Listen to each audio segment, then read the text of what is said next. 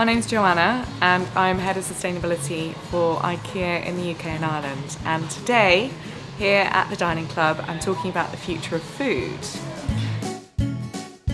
It's really important that we start thinking about what the future of food might look like.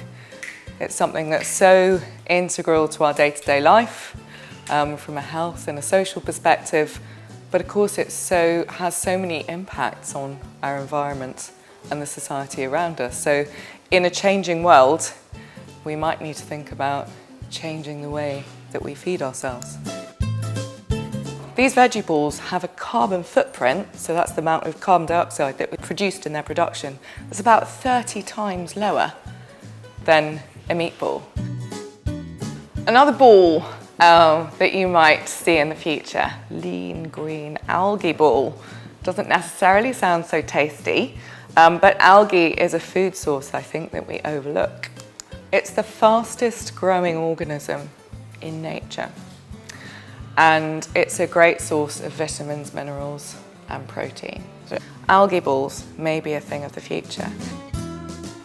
So as a species, more and more of us are living in towns or cities. The idea of local food, I think, is becoming very popular for lots of people.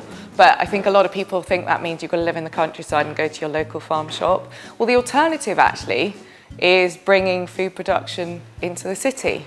It means that we can get potentially fresh products all year.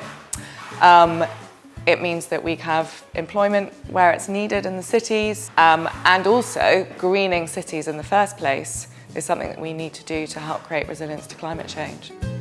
Lastly, the crispy bug ball. For a lot of cultures, in fact about 80% of the world's countries, insects are a relatively common feature on the menu. Insects are very good at converting food.